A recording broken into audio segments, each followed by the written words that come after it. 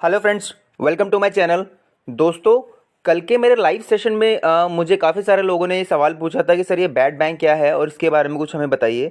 तो दोस्तों, ये न्यूज़ जो है मैं आज जो कवर करने वाला हूँ ये बैड बैंक से रिलेटेड ही न्यूज़ है, जिसमें कि काफ़ी अच्छे तरीके से बताया गया कि क्यों बैड बैंक के बारे में विचार किया जा रहा है और ये सरकार का ही फैसला है, सरकार ऐसा कुछ सोच रही है।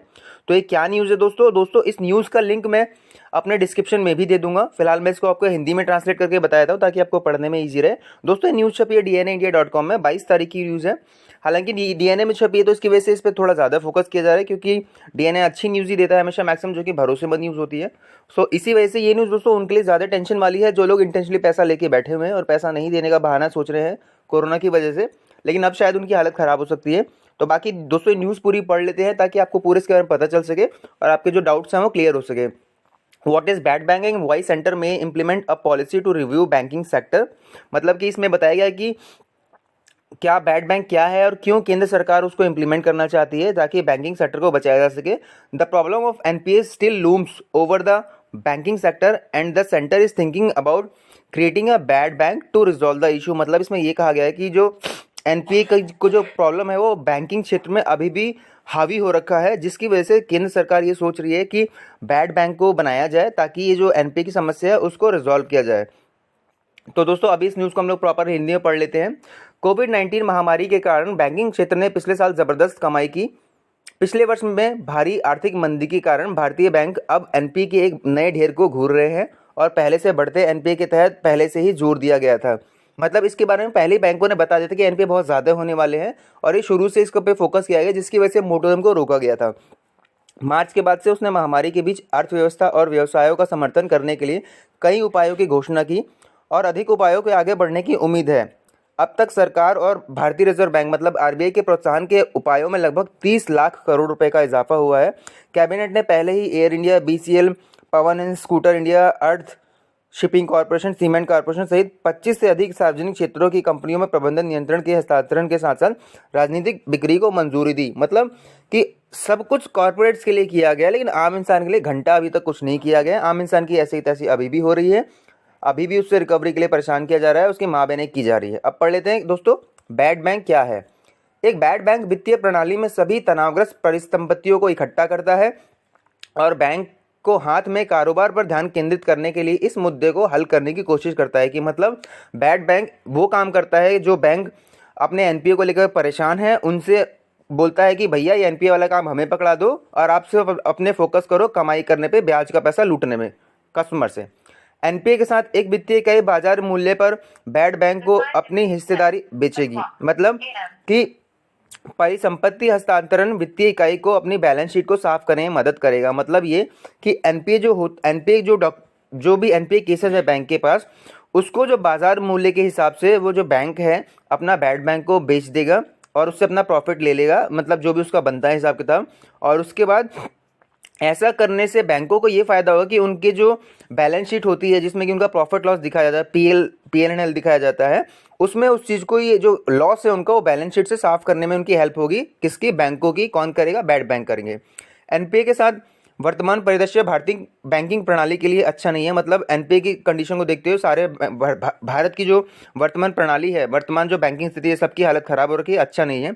वर्तमान में इसमें लगभग 8.5% सफल एनपीए है। मतलब आज की डेट में जिस समय ये वीडियो बन रहा है लगभग 8.5% टोटल ग्रॉस एनपीए है बैंकों का। और आरबीआई के अनुसार यह है मार्च तक 12.5% तक बढ़ सकता है। और आरबीआई के एक डाटा के अनुसार कि मार्च 2021 तक ये 8.5 से लेकर 12.5% हो जाएगा। सबसे खराब स्थिति में ये 14.7% तक जा सकता है। मतलब और भी ज़्यादा बदतर स्थिति हुई तो लगभग 15% तक ये एनपीए चला जाएगा। और ये दोस्तों किसी और की वजह से नहीं है, बैंक की खुद की हरकतों की वजह से है, जिसको कि बैंक आम पब्लिक के ऊपर फोड़ना चाहता है। अगर मोटोरम के टाइम पे सही तरीके से कस्टमर को सब चीज़ें दी गई होती शायद कस्टमर इतना एनपीए नहीं होता है, परेशान नहीं होता, लेकिन ये कोई नहीं देखता। सबको सिर्फ दूसरी गलती गिनानी होती है, इसीलिए वो लोग ये भी सारा बिल आम कस्टमर में फाड़ने की कोशिश करना चाहते हैं। आगे बढ़ लेते हैं। हालांकि कुछ सरकारी अधिकारियों को लगता है कि आरबीआई की इस पहल को शुरू करने के लिए आवश्यक है। इसमें भी आरबीआई की कुछ गवर्नमेंट ऑफिसर्स हैं जो चाहते हैं कि आरबीआई की यह पहल बहुत जल्दी स्टार्ट हो जाए और ये ज़रूरी है। हालांकि यह ध्यान रखना होगा कि 18 दिसंबर को सीआईआई वेबिनार में डीईए के सचिव तरुण बजाज ने कहा कि उन्होंने बैड बैंक की स्थापना की संभावना से इनकार नहीं किया है। दोस्तों ये बहुत इंपॉर्टेंट लाइन है, क्योंकि कल मेरे को काफ़ी लोगों ने पूछा और जिस तरह से वो सवाल कर रहे थे ऐसा लगता है जैसे कि बैड बैंक कल से शुरू हो जाएगा, आज से शुरू हो जाएगा।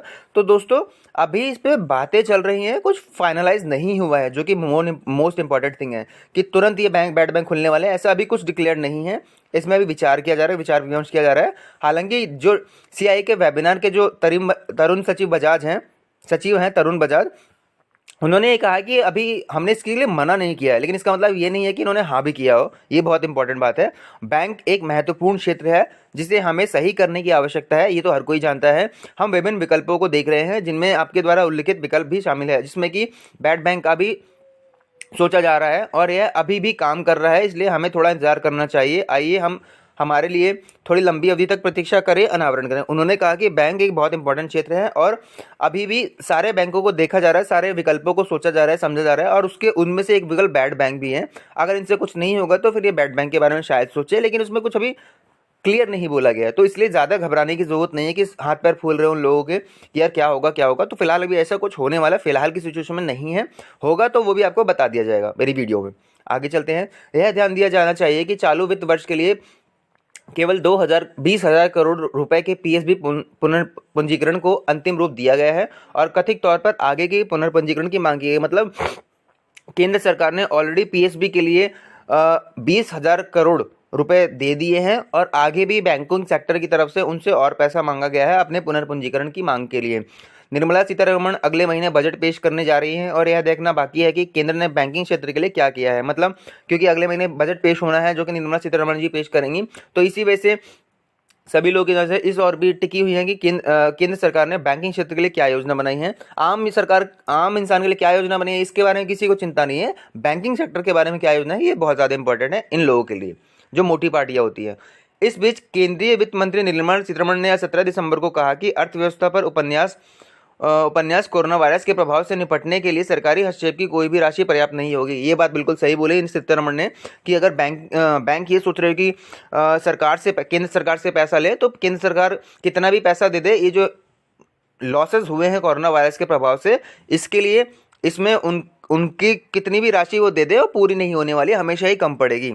सरकार के खर्च करने की योजना विशेष रूप से बुनियादी ढांचे और सामाजिक क्षेत्रों के साथ साथ महामारी और तालाबंदी से प्रभावित वर्गों को राहत देने के लिए वसूली की गति तय करेगी। मतलब सरकार जो खर्च करने की योजना बना रही है उसमें वो सरकार बेसिक रूप से जो विभिन्न क्षेत्रों में महामारी हुई है, जिनको तालाबंदी की वजह से इनको लोग वर्ग जो है प्रभावित हुए हैं, उनको बेसिकली लाइमलाइट में वापस आ जाए, अपनी रोजी रोटी फिर से वापस आ जाए, उस पर उनका फोकस ज़्यादा रहेगा। तो दोस्तों ये थी पूरी न्यूज़ जो कि मैंने अभी कवर करी। इस न्यूज़ का लिंक मैं अपने डिस्क्रिप्शन में भी दे दूंगा, वहाँ पर पूरी आप इंग्लिश में पढ़ सकते हैं। और इसके अलावा दोस्तों आपका कोई क्वेरी तो आप मुझसे व्हाट्सअप करके या मैसेज करके भी पूछ सकते हैं। उम्मीद करता हूँ दोस्तों आपको आज का मेरा वीडियो पसंद आया होगा। मेरे चैनल पर नए हैं प्लीज़ चैनल को सब्सक्राइब करें, मेरी वीडियो को लाइक करें। आज के दोस्तों इतना ही। Thank you so much.